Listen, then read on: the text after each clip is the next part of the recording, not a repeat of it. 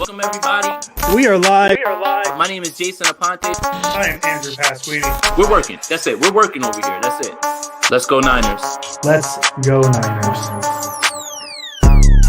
Sprint Ride Option Podcast.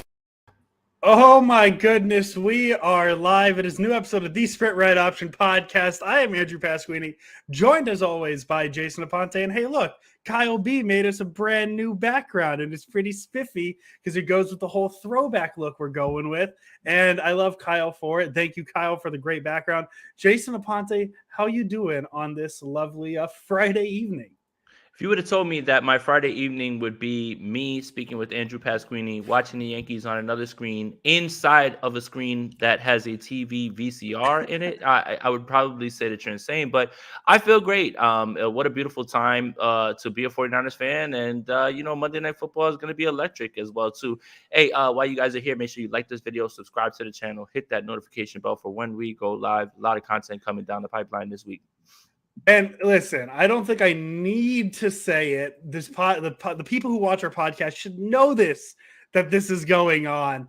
Aaron Judge is leading off the bottom of the sixth inning for the New York Yankees. The Orioles got to make 3 outs. So this podcast might momentarily pause for Aaron Judge potential 62nd home run of the season, a New York Yankee record. So just a heads up, in about 10 minutes, 5 minutes here, we might be taking a quick pause. We apologize in advance, but Yankee fan Jason, we got to take advantage of it when we can.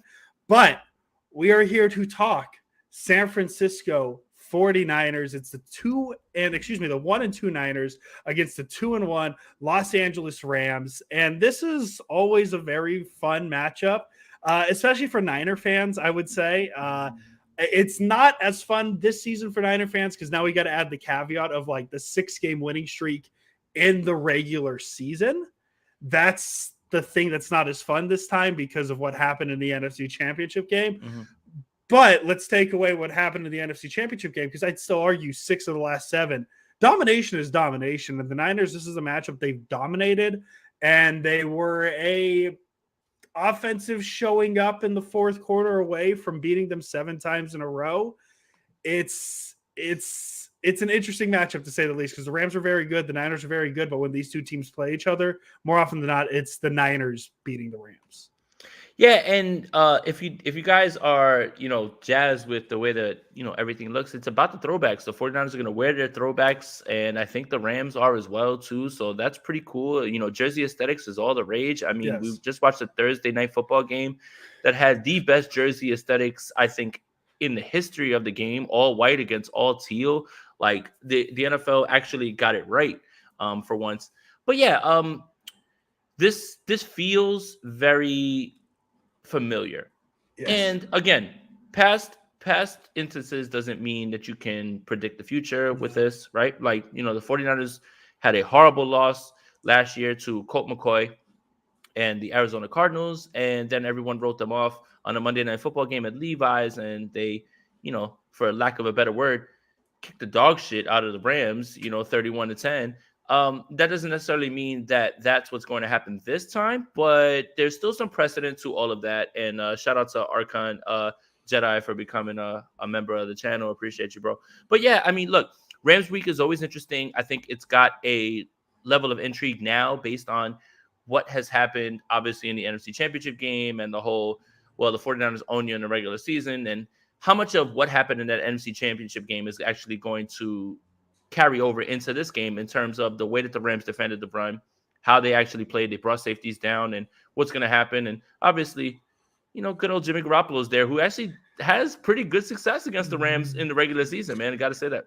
Good old Jimmy Garoppolo this is my question, Jason. Do we want to open the Jimmy Garoppolo corner now? Because in my head, we open the Jimmy Garoppolo corner, and the second we're done talking about him, the Jimmy Garoppolo corner is closed. We will not be taking comments later in the show about Jimmy Garoppolo. So do we want to get the we're just getting it out of the way? Yeah, let's talk about it. I mean, all right, let's get Jimmy Garoppolo out of the way. Are we all now lip readers and do we are we able to look at videos and break down exactly what was said? I just want to make sure that we're on the right page here and we're doing this right. Unfortunately, I couldn't read his lips from the all 22 angle, and that's the angle that I look to break down all football films. With the broadcast film, you don't see the intricacies, so I don't have a full opinion on the lip sync or the lip reading thing going on right now. I will say Jimmy Garoppolo does not remember what he said. I will take him at his word.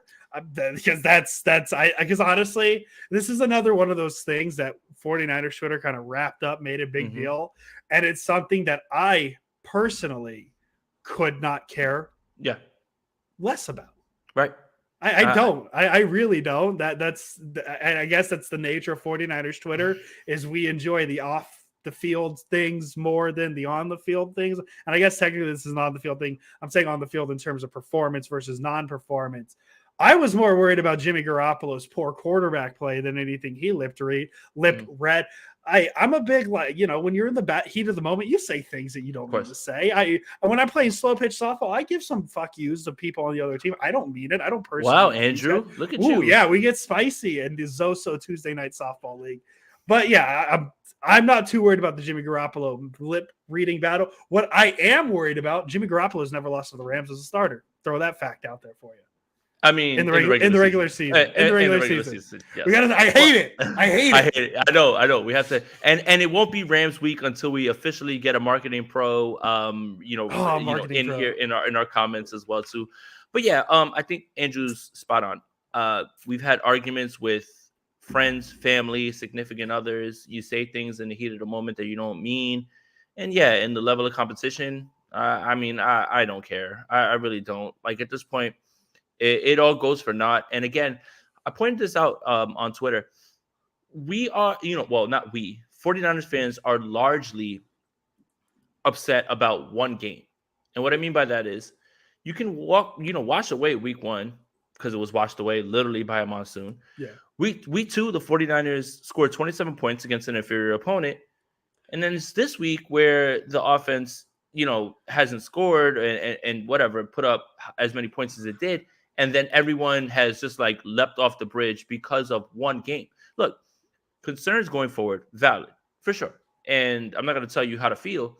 But at the same time, it is literally one game. Really is, man. And you guys are making it seem like they didn't just, against the team that they were supposed to handle business with, take care of business in that way. You would have made it seem like the 49ers have been scoring 3 and 6 and 9 points every single week. And again, circumstances on each of those weeks are important to understand and speak about. So yeah, I mean, look, Sunday was frustrating. I get it, but it is just 1 week. If the 49ers come out here and handle business on Monday, we're going to sit here and laugh at the overreactions to Sunday night. So I got a lot of spin zones as to why I am guaranteeing a 49er win. I got the Niners. Oh, spoiler alert, I got the Niners winning. Yeah, so I got a lot of spin zones that I can make this all bright. Last week, so we're talking about Jimmy Garoppolo's poor play. The offense didn't really work. I'm a spin zone the hell out of this for you, Jason. Jason, what do we know about the week one San Francisco 49ers, at least offensively? I mean, they're going to come out sluggish. They're going to penalize themselves, and they're not going to actually come out sharp.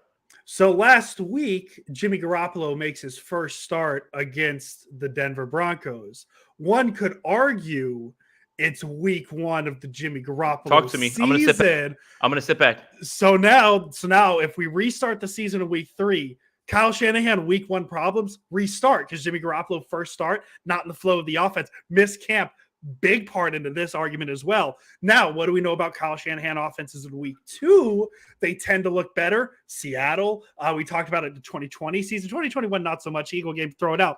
Week 2 Shanahan offenses, fire. So what are we going to see on Sunday in week 2, version 2 of the 2022 season? A lot of 2s being thrown out. Offense on fire, Jimmy Garoppolo cooking, Niners win. There we go, Jason. You see how I spun that? Episode over. Thank you guys for tuning into the Sprint Right Option podcast. Look, I think that's very fair. And look, again, emotions run high after a game like that, and you see the type of performance that was put out there.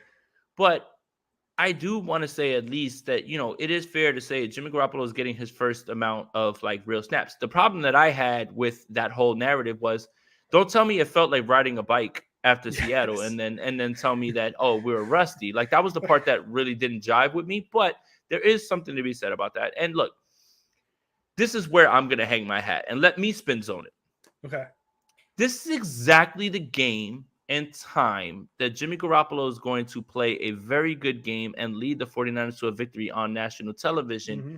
And literally, it's because everyone is writing this team off, writing him off, talking wild about him. And then it'll restart the argument that many people have about winning and all that stuff and best chance to win. So it seems, Andrew, we're in a vicious cycle. We are in a cycle, and someone has posted this meme, and it's so funny. If you guys haven't seen it, for anybody that's out there, just post it. It's the cycle of Jimmy Garoppolo. It's literally like plays like shit, people argue, plays well, everybody gets back on board, plays like shit. Like it goes all the way like back around. Like it's a good meme because it is a good indication. Yeah, this is look, and this is the thing that I guess not the thing, but the thing that I took away from Sunday night. I wasn't upset with Jimmy Garoppolo because that's Jimmy Garoppolo.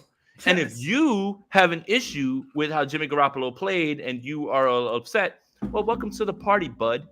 That's usually what happens. He's going to kick away. Welcome to the party, bud. He's going to kick away a game, a season, one or two. Like it just happens. And if you haven't figured that out, then it's time for some self-evaluation at this point. So that's why, you can be upset with the performance, but you still look at it like, I don't have any differing feelings on Jimmy Garoppolo, good or bad. It's just who Jimmy Garoppolo is. Mm-hmm. And here, look, we got Uncle Rico Westbrook with a donation. Didn't Miami's offense look how the 49ers offense should look before the injury to Tua yesterday? Niners win Monday by 9.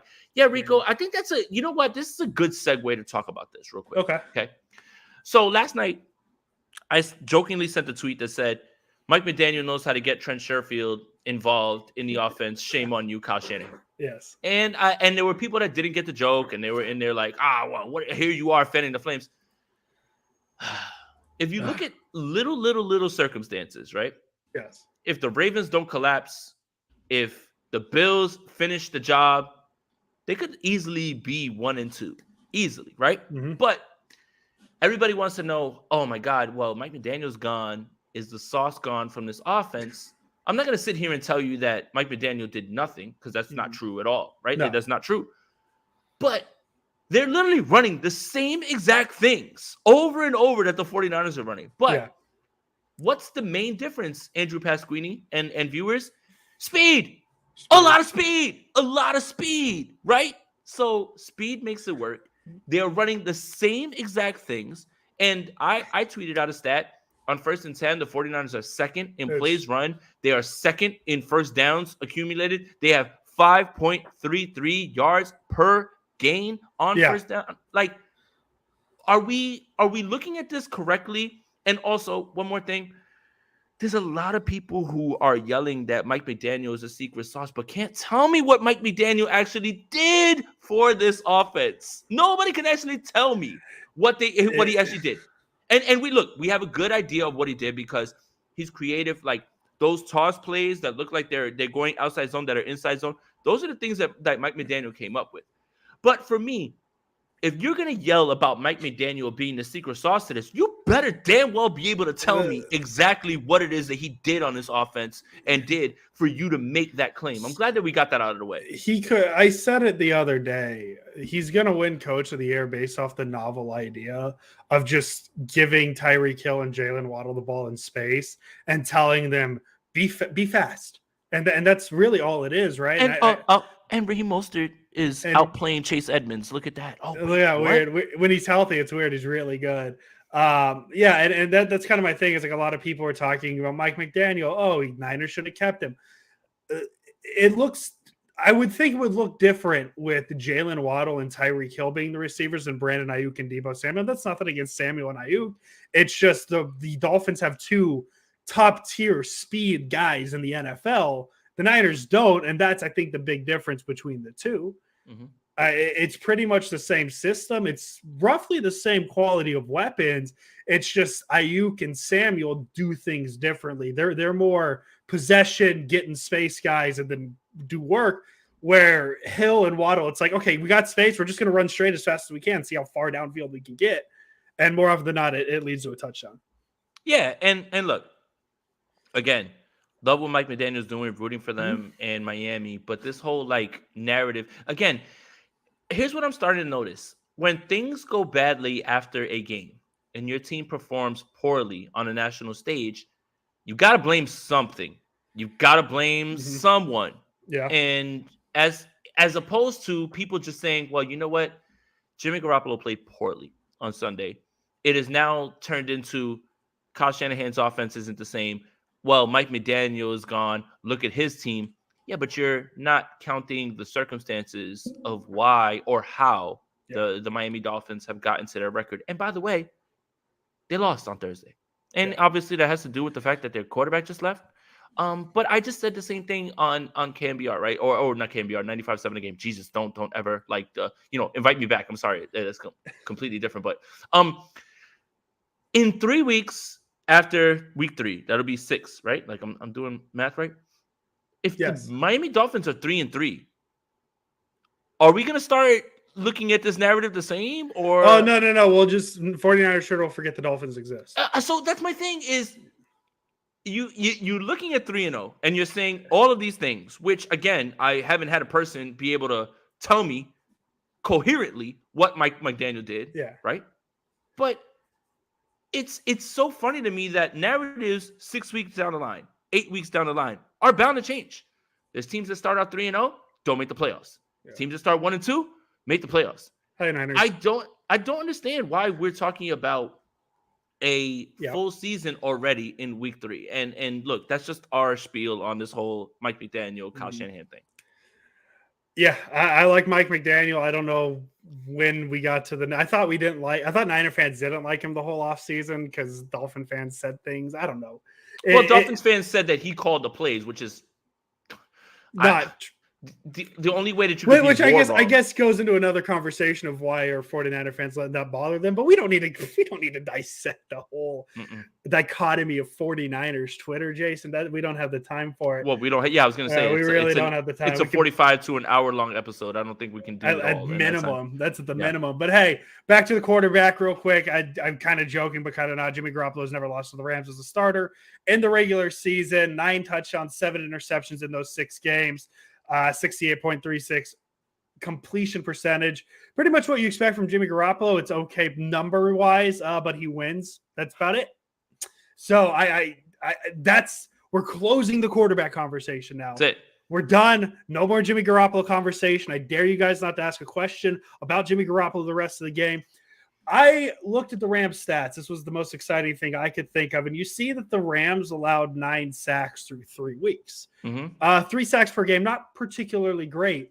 But then you go back to week 1, Jason, and you look at their game against the Buffalo Bills and you say, oh, the Bills got to Matt Stafford 7 times. And it skews it a little bit. But then you look at it the other side, you look at the next 2 teams the Rams face, the Falcons and the Cardinals, combining for 2 sacks. I would lean to believe that the 49ers pass rush is closer to what the Buffalo Bills offered than what the Arizona Cardinals and the Atlanta Falcons offered. That's just my assumption. There's been a lot of talks with their tackles. I know their left tackle, whose name is leaving my brain right now. I had it off the top of my head. Boom. He's allowed 16 pressures, which is quite a bit compared to Nick Bosa, who's probably going to play that side. Jason, I wanted you to talk on that as well, because there's the thought that Bosa plays the right side of the offense more often, and this is more of he plays the matchups, right? That's in your view as well? Yeah, and there's a lot of talk about the 49ers offensive line, and that's true. And obviously Trent Williams is not going to be in this game. And we'll get to that, yes. Yes, so I get that portion of it. But people are leaving out that the Rams offensive line has largely been not good. And they can't run the ball very well. I mean, they haven't really figured out their running back position, I guess rotation. Some days it's Henderson. They'll try to go to Akers. Akers fumbles. They go right back to Henderson. They're just trying to figure that out. But yes, the 49ers defensive line should feast on this offensive line. I'm sorry. I mean, Andrew Whitworth is not walking through that door. He's just not. And that's another thing. Like, when we talk about this matchup, and obviously everybody has their opinions based on what happened on Sunday. Even when the Los Angeles Rams, who haven't clicked offensively, Allen Robinson hasn't gotten it together. They have a lot of things going on, like right now, where they won games because Atlanta's not good, Arizona stinks. Like those are the things that help them right now at this point. Yes. But even when they were good, even when they're like sharp offensively, they never scored a ton of points on the 49ers. When have they ever scored more than 21, 24, like at any point, even when they're rolling? So the defense is always going to keep this game right there. The offensive line, I believe they're going to have a problem. And if you want to put Stafford in a position where he has to throw the ball quickly, all these pre-disguised coverages and things that D'Amico Ryans is running, especially with the blitzes and things like that, like he can show guys, drop them back. He can bring six, and they're still good covered on the back end because the secondary is the best secondary the 49ers have had since 1994 when Deion Sanders and Eric Davis was out there. I don't give a damn. I'm going to run to my grave with this one. I think that's pretty fair. I my brain doesn't go that far back, so I don't have the comparison. But yeah, that's probably as far back as how good the cornerback position is for the Niners. Right. So again, it's all going to boil down to the offense. Can you execute? Can you keep drives going? Can you put points on the board? And if you protect the football, don't penalize yourself. The defense isn't going to give up much. And right now, the number 2 target for the Los Angeles Rams is Tyler Higbee. Allen Robinson was supposed to be this guy, and I thought he was. I don't know if Allen Robinson is on the downside or if him and Stafford haven't linked up. But the 49ers are still in prime position to win this game, no matter what you think about what happened on Sunday. So, yeah, the offensive line has a lot to do with it, but this defense is going to wrap them up. Like, they are not going to score points in this game unless there's coverage busts, unless there's, like, interceptions, and that's how they score points. It's not going to happen against this defense, I promise you. Yeah, the number 1 matchup in the Rams passing game might be a slight, and we're going to pause for a second. Is that okay, Jason? Because I believe Aaron Judge is coming up to plate, so let's give – No, just talk through it. If he hits a home we'll run, talk through. We'll it. get Jason's natural reaction here. The one matchup that concerns me a bit, but you mentioned that Higbee being the second most targeted receiver, that plays into the Niners' hand a little bit because Talanoa Hufanga has been very good so far at safety. He's going to be responsible for the tight end. Diamador Lenore played all the snaps at slot corner on Sunday night against the Broncos. Samuel Womack looks like he is. I don't know if he's out yet. I don't know what the plan is for that. But all signs are pointing to Diamador Lenore versus Cooper Kupp. And apparently, it's not that Samuel Womack did anything wrong. It's apparently Diamador Lenore has played so well. And when you look at his performance on Sunday, who could argue? Yes. So this is where we're at right now. Jimmy Ward hasn't taken a snap. Diamador Lenore is starting over a guy who played largely very well. And maybe Jason Verrett returns. This secondary has the insane depth, in an insane amount of depth. And that's why, well, here we go. We're going to plug an article on Niners Nation. I wrote today about the positional rankings. Number 1 was the secondary.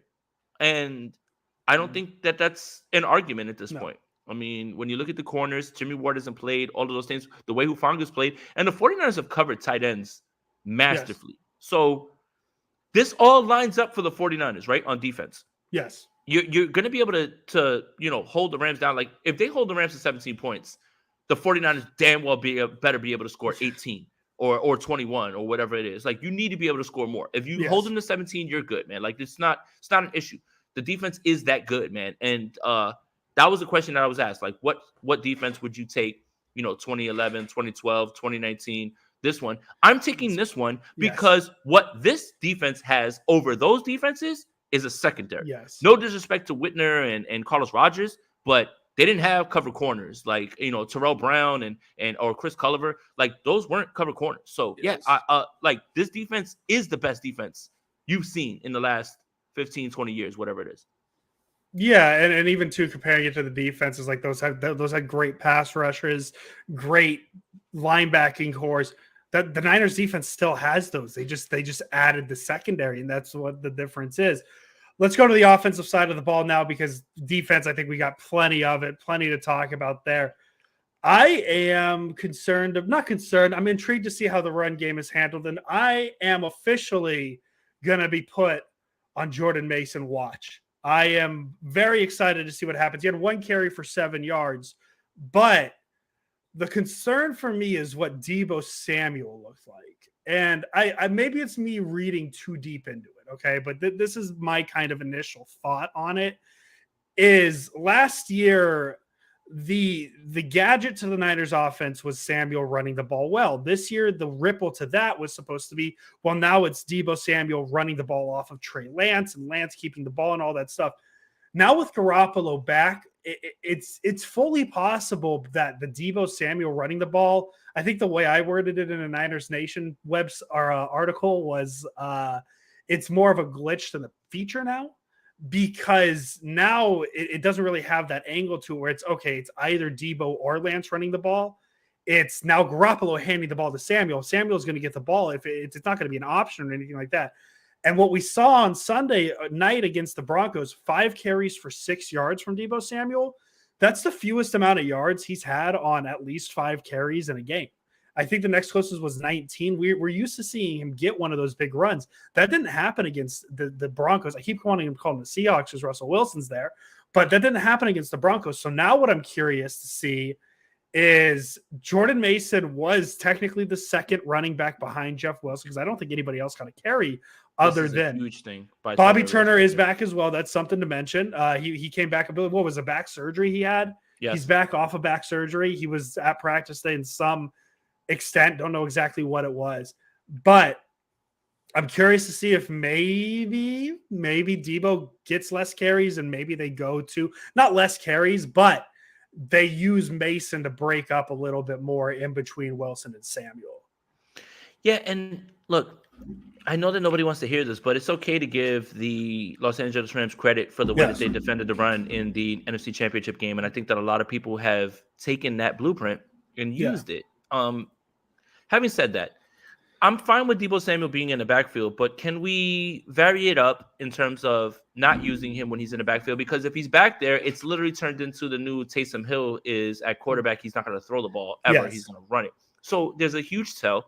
Kyle Shanahan admitted it, and that's the part. So if you show Deebo, zone read him, and then throw it to somebody else when everybody, comes up to the line, because usually when Deebo's in the backfield, he's given the ball. Mm-hmm. Wouldn't that limit, the way that you can defend this team and open things up for Deebo Samuel? So I'm nobody you need to know. Thank you for the donation. Defense is allowed the second fewest yards per game, fewest passing yards per game, fourth fewest rushing yards per game, third fewest points per game, according to ESPN. Yeah. So again, it's not a bad idea to show Deebo, have everybody fixate on that and run away from it, a little bit. So it's going to be very interesting to figure out how this running game gets on track again, especially when the Rams have shown a little bit of a blueprint on how to slow this down. Yeah, just a little bit, right? Like they did a great job in the NFC Championship game of, not overflowing and those cutback lanes that were always there when you have linebackers flow one way. They've kind of figured out a way to stay in their gaps. Nobody knows this offense better than Bobby Wagner at this point, so that's something that's going to help them in the linebacker room. So my proposal is to you 49er fans, to you, Kyle Shanahan, who I know you watch, maybe Jimmy Garoppolo's got to throw the ball so you guys can run it a little bit more, right? Jimmy Garoppolo throwing the ball 40 times Monday night, Jason Aponte calling it. No, not that, but just lighten those boxes up. Yes. Get the ball out, right? Like get it out fast. You can't allow guys to just sit in there and do what they've been doing. I understand you're second in the league on 1st and 10 running the ball. The only team that exceeds that is the Cleveland Browns. But you have to lighten that box up. And when Kyle Shanahan gets Brandon Ayuk lined up on a safety or a linebacker, Jimmy, let it rip. Let it rip, dude. Like, let the guy, don't throw it to the guy that has 2 people on him. Throw it to the guy that's got a linebacker trying to cover one of your best wide receivers. So look, again, Sunday is what it is. But this feels like a prime bounce back spot, and the 49ers are going to probably have to get into an uncomfortable spot of throwing to run as opposed to running to throw. Yeah, and in my head, just going back to what you say about Kyle Shanahan saying he admitted to hey, I need to use Deebo a little differently. I feel like the cynical in my mind with Kyle Shanahan is he just saying that to acknowledge it, and him just still just doing the same thing because that's how stubborn he is. He's just going to keep running Debo his way until it Well, he's works. going to educate us too. Like when He's people going to ask educate. questions, he's going to be like, "Well, let me educate you." All right. Well, do you see how other teams use running backs or as receivers? Like, you see how many times Cooper Kupp runs the middle? I need everybody to chart running up the middle with receivers this week, guys. Yeah, that's what it is. The Niners offense, I know we said we're not going to talk about Jimmy Garoppolo, but it's going to like at some point Jimmy Garoppolo is going to have to make a play, make things happen with his arm. Well, and it's going to come down to how do you scheme around Trent Williams not being there. Colin McKivitz filled in admirably in Week 18 last season. It's funny. The 49ers can never get into a game with the Rams having both of their tackles fully healthy, right? And, I made a joke about this, but I don't know if it's a joke anymore. Like, holding Daniel Brunskill just for Rams week, genius move, man. Like, absolutely genius. Well, also, too, isn't it like, and we didn't really talk about, we touched it on Sunday night. Isn't it kind of inherently an issue that the Niners are technically speaking, they're down to their third string left tackle? Because if we're going based off what they did Sunday night, Jalen Moore is the second string tackle. He plays 9 snaps, and Shanahan says, nah, this isn't it. Good though. Good. Yeah, it's good that he recognized it, but now it's not even the Niners are down to their second left tackle. They're down to their third. And now I think it's an even bigger concern if God forbid something happens to McKivitz. And now we're running out there with probably Jalen Moore. Maybe they get more creative than that. So within that's an issue, I think. But a good thing for McKivitz that Shanahan has that trust in him to say, no, I know what I could get. Because there's got to be a layer of trust with Shanahan to McKivitz. Because, yes, I respect Shanahan pulling more as quick as he did, saying, hey, this isn't going to work. But there's got to be a layer of respect and trust with the guy behind the guy you're pulling as well to say, no, I know I can get better from this guy. So I think it's inherently a problem, but Jimmy Garoppolo just gets the ball out quick, man. Who even cares about the offensive line? Am I right? 2.2 seconds. It's got to be that. It's got to be that, though. And it can't be tunnel screens. It's got to be throws. It's got to be throws down the field. Here's what's funny is, again, past instances doesn't predict the history, like going forward, doesn't predict the future history. Yeah. And here's my criticism of Kyle Shanahan. And I know you guys, don't think that, that I've been coddling him a bit and I haven't really, but on the plus side of the field, man, stop punting. Yeah. Oh my God. And stop with the field goals. Look, on fourth down. Look, I joke a lot about go for it on every fourth down and take your chances. But here's the one thing that they did last year on Monday Night Football. They're winning the game. They're up enough, right? And nobody would have killed the 49ers for punting the ball and putting it in the defense's hands. But you stepped on the Rams' neck on 4th and 6, and you threw a pass to Deebo Samuel that he took to the house. It's those type of plays that are backbreaking for your opponent that sometimes, when you're out there, even if you go for it on 4th down and let's say, it's a 4th and 1 and you run your QB sneak and you get it or whatever it is, and you only run 3 other plays to a field goal, well, you've done 2 things. You've told the defense, we can get it when we want on 4th down and 4th and 1, and you've left their defense out there a little bit longer. Yeah. So, I mean, there's so many ways to look at the 4th down stuff, and there's a lot of people, well, your defense is playing so well, punt. Well, last week it was mile high. Guys were wiped. That's why they gave up a 99-yard touchdown. It's not easy to do that. But I would love to see Kyle be a little bit more aggressive, just on 4th down. I really, really want him to do that. That's part of what made the game so boring last week is both teams combined for 19 punts, I think it was, 0 4th down attempts. And there was, I think, 6 or 7 4th and 5s near midfield or in plus territory. And neither, the way I word it is it's almost like both coaches were actively trying to not win the game, and Nathaniel Hackett just Jimmy Garoppolo running into the back of the end zone of his way into winning that game. It's almost like neither team wanted to win. So, yeah, I would love to see Shanahan get aggressive, but that's kind of been his trope is he doesn't get aggressive when he needs to, but when he doesn't need to get aggressive, he does. I don't like to use the Super Bowl as an example because they're an offensive holding away from winning that game. But he got a little aggressive in the Super Bowl against the Falcons or the Patriots in Atlanta. It's kind of the same thing against the Chiefs as well. I need him to start going for it more, man. Like I feel like that's my big yes, we're pro Kyle Shanahan. We're only Shans on this podcast. We've talked about it plenty of times. That's been my most consistent complaint with him is his lack of going for it on fourth down.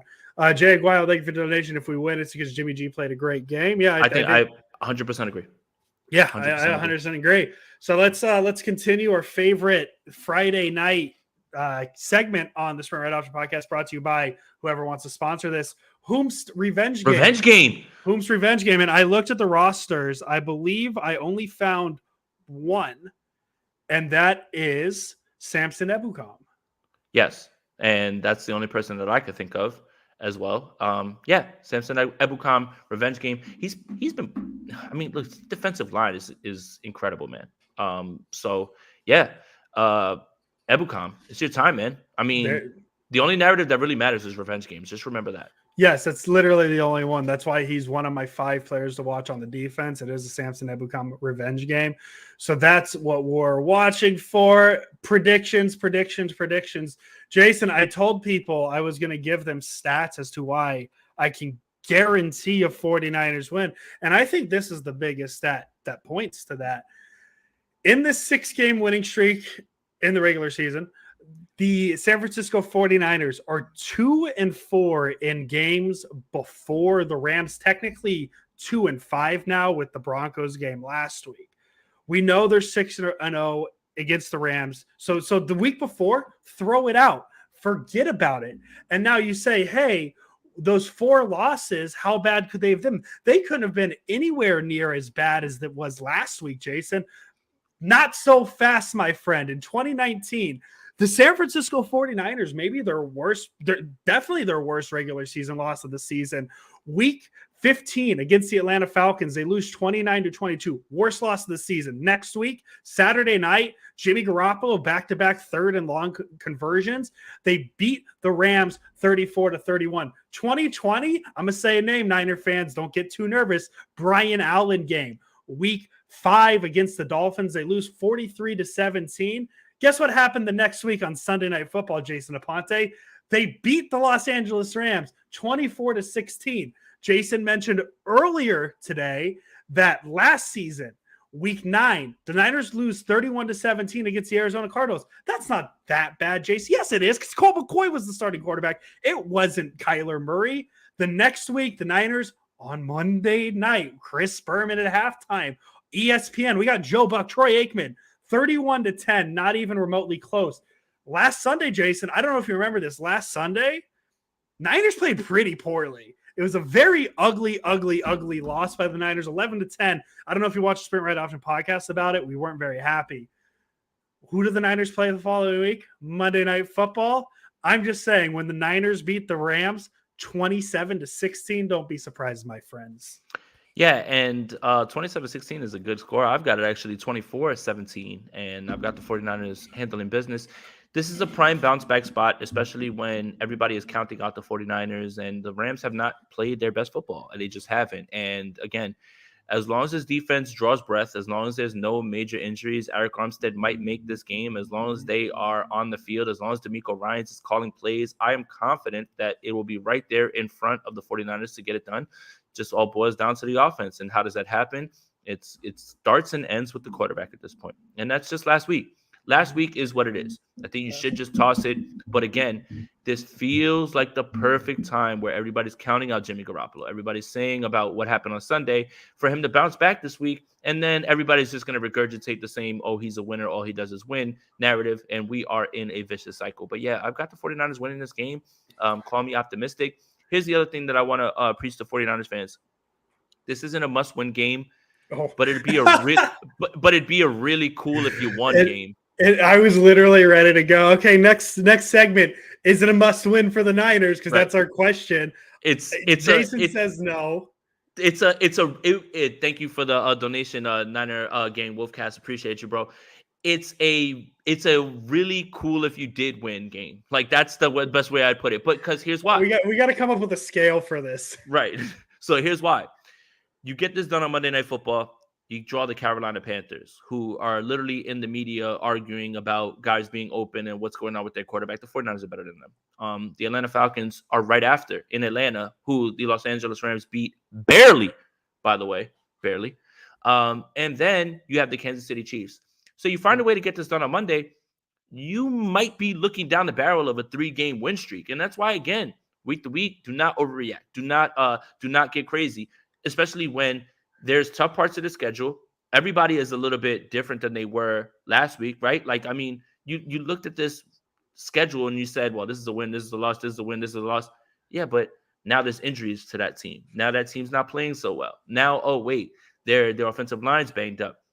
All of those things are why you don't toss in the towel. So let's just say, God forbid, the 49ers lose this game. It is not by any stretch done. They would be 1-3, and they would have a chance probably to go right back to being 3-3, right? So again, if you go to the bye week, and Bonta brought this up on the morning roast, if you go to the bye week 4-4, massive W. Huge W, man. Huge W. You get everybody healthy and you start rolling in the other way. So again, this game, it's not a must win, but it's what I'm going to label or would be really cool if you did win type of game. It's the best way. Yeah. So. I'm not going to call it a must win. I will label it I would like to win. I guess you could say every game is I am going to Atlanta, by the way, to Various. That's going to get booked this week. So yeah, I'll see you guys in Atlanta. Jason A. Town Aponte is the ladies like to call him. I totally got sidetracked. I was thinking about Jason in Atlanta having a good time. No, it's you would like to win this game for the same reasons, pretty much. You're 2-2. Carolina stinks. Atlanta stinks. Now you're talking, Jason. I'm gonna flip your 3-3. What's better than 3-3? 4-2. Let's go. And that's why I think this one is you'd like to win it. It's a very beatable Rams team. And it's very important, too, because then you move to 2-0 in division. And I think they'd be the only team with that in the loss column. If the 49ers win, they're in first place. So you'd like to win it. You would love to win it. And then you take care of business against two teams that stink. You go against the Chiefs, who they stink. That's my clickbait. That's just take that clip. Avatar. Atlanta is not bad. You're right. They're awful. Don't let them play with the Rams. Don't let them playing with. Is he talking about the football the Falcons? team? He's or talking is about he the saying Falcons. the city? Yeah, the Falcons stink. The Falcons stink. What I mean, if you're Falcons talking are about don't get caught up in the fact that the Rams struggled to beat them as somehow they're good. And they even took care of business with Seattle, who stinks worse. That's the quintessential mid-off game, like last week. That was the hugest mid-off I've ever seen in my life. I don't think Niner fans could deal with being. The Braves. The Braves are good. The Braves are actually really good. Oh, you're talking Atlanta? Okay, we're talking Braves. Think about it. I don't think Niner fans could survive a minute as a Falcon fan, because if you thought it was frustrating that George Kittle wasn't getting targets, Kyle Pitts. Imagine Kyle Pitts. Drake London's good. This is a Falcons podcast now. We're right off the podcast done. We're now talking about the Atlanta Falcons. My Kits and Pitts teams. I have two of them. I have two of them where I have Kyle Pitts and I have George Kittle. Please throw the damn ball to Kyle. No, he actually had a pretty good game this week. But yeah, it's weird, Jason. It's almost like he played better because they started throwing the ball to him. Weird how that works. Mm-hmm. Novel idea, huh? You just get the ball to your best. How many targets did he have in the first 2 weeks? First 2 weeks, week 1, he had 7 targets. Then he had week 2, he had 3 targets. So I guess week 1, they tried to get it to him. He had 8 targets against Seattle. This is a Falcons podcast. We love it. The Dirty Bird podcast. Jason Aponte, as always. Let's go Niners. And here we go, guys. We're right back in the saddle, man. The Niners are about to win. Same old sorry ass Rams. Cook them. Welcome, everybody. We are live. My name is Jason Aponte. I am Andrew Pasquini. We're working. That's it. We're working over here. That's it. Let's go Niners. Let's go Niners.